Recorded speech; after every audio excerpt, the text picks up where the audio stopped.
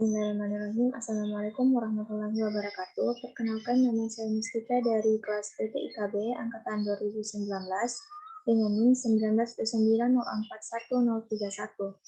Sini saya akan mempresentasikan rangkuman materi dari metode pencarian heuristik mata kuliah kecerdasan buatan. Nah, sebelumnya saya akan menjelaskan pengertian dari pencarian heuristik terlebih dahulu. Jadi, pencarian heuristik itu adalah teknik yang digunakan untuk meningkatkan efisiensi dari suatu proses pencarian solusi. Bisa dikatakan di sini adalah pencarian solusi. Nah, kemudian dalam pencarian state space, heuristik adalah aturan yang digunakan untuk memilih cabang-cabang yang paling mungkin menjadi sebuah solusi dalam permasalahan yang ada, yang dapat diterima. Kemudian, metode pencarian heuristik itu terdiri dari 4. Di sini ada generate and test, pembangkit dan pengujian, yang artinya algoritma yang menggunakan prosedur depth first search, karena suatu solusi harus dibangkitkan secara lengkap sebelum dilakukan sebuah pengujian. Kemudian yang kedua ada hill climbing, atau bahasa Indonesianya pendakian bukit. Sebenarnya hill climbing ini hampir sama dengan algoritma GT tadi, hanya saja di hill climbing terjadi feedback dari prosedur pengujiannya untuk pembangkitan keadaan selanjutnya atau keadaan berikutnya, stage berikutnya. Kemudian yang ketiga ada best first search atau pencarian terbaik pertama. Di sini BFS itu terdiri dari 2, yaitu greedy best first search, dan yang kedua algoritma A. Dan yang keempat, yang terakhir, metode pencarian heuristik yang terakhir itu simulate anomaly. Artinya, suatu algoritma untuk optimasi yang bersifat generik, yang berarti optimasinya didasarkan atas probabilitas atau kemungkinan dan mekanika statistik. Nah, dalam hill climbing ini ada 3 masalah yang mungkin terjadi pada simple hill climbing. Yang pertama itu algoritma akan berhenti jika mencapai nilai optimum lokal. Yang kedua, urutan dari penggunaan operator akan sangat mempengaruhi pada penemuan solusi. Dan yang ketiga, tidak diizinkan untuk melihat satupun langkah sebelumnya. Selanjutnya, penjelasan dari bagian BFS tadi. Ada greedy best first search, yang merupakan jenis algoritma dari BFS yang paling sederhana dan hanya memperhitungkan biaya perkiraan saja, atau FN sama dengan HN. Nah, karena hanya memperhitungkan perkiraan, maka algoritma ini dikatakan tidak optimal, karena hanya sebuah dugaan atau perkiraan.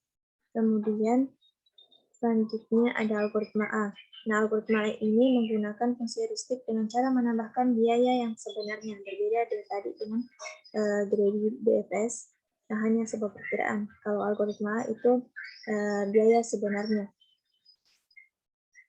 Sehingga didapatkan rumusnya itu F dalam kurung M sama dengan D dalam kurung M tambah H dalam kurung M. Nah, ini biaya sebenarnya dari node awal ke node N. H dalam kurung N itu biaya perkiraannya dari node N ke node tujuan. Maka algoritma A ini adalah komplit, sudah sempurna dan optimal jika dibandingkan dengan algoritma greedy best first tadi. Selanjutnya, algoritma A ini menggunakan 2 skenario, yaitu open dan close. Nah, maksud dari skenario open dan close itu di sini open artinya berisi node-node yang sudah dibangkitkan, sudah memiliki fungsi heuristik namun belum dilakukan sebuah tes atau pengujian. Kemudian close itu adalah node-node yang sudah diuji. Berbeda dengan open, node-nya belum dilakukan pengujian, sedangkan close sudah dilakukan pengujian. Nah, di sini terdapat 3 kondisi bagi tetap suksesor yang dibangkitkan, yaitu yang pertama sudah berada di open, yang kedua sudah berada di close, dan yang ketiga tidak berada di open maupun close. Penjelasan selanjutnya, di sini keadaan yang pertama itu sudah berada di open. Sudah berada di open itu maksudnya kita mengecek apakah perlu pengubahan parent atau tidak, tergantung pada nilai G-nya tadi, apa melalui parent lama atau parent baru. Kedua, jika melalui parent baru, maka diberikan nilai G yang lebih kecil dan dilakukan pengubahan parent. Yang ketiga, jika terjadi pengubahan parent, maka dilakukan perbaruan atau update terhadap nilai G dan F-nya pada suksesor tersebut. Yang keempat, dengan adanya pembaruan tadi atau update tadi, maka suksesor tersebut memiliki kesempatan yang lebih besar untuk terpilih sebagai simpul terbaik atau solusi yang terbaik. Nah, selanjutnya sudah berada di close. Maksudnya itu dilakukan pengecekan apakah perlu pengubahan parent atau tidak. Jika perlu dilakukan perubahan, maka dilakukan update perbaruan nilai G dan nilai F pada suksesor tersebut pada semua tanda kutip anak cucunya atau bagian-bagiannya yang sudah pernah berada di open. Yang ketiga, dengan perbaruan tadi, maka semua anak cucu ini memiliki kesempatan lebih besar untuk terpilih sebagai simpul terbaik. Yang terakhir, kondisi di mana tidak berada di open maupun close, yaitu jika suksesor tersebut dimasukkan ke dalam open, yaitu node yang belum melakukan pengujian.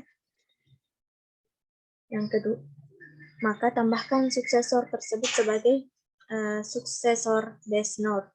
Yang ketiga, kita menghitung biaya suksesor tersebut dengan rumus F sama dengan G tambah H. Ya, yang F tadi itu maksudnya fungsi evaluasinya, sedangkan G itu biayanya, dan H itu estimasi biayanya. Ya, mungkin hanya itu yang bisa saya jelaskan. Kurang lebihnya mohon dimaafkan. Assalamualaikum warahmatullahi wabarakatuh.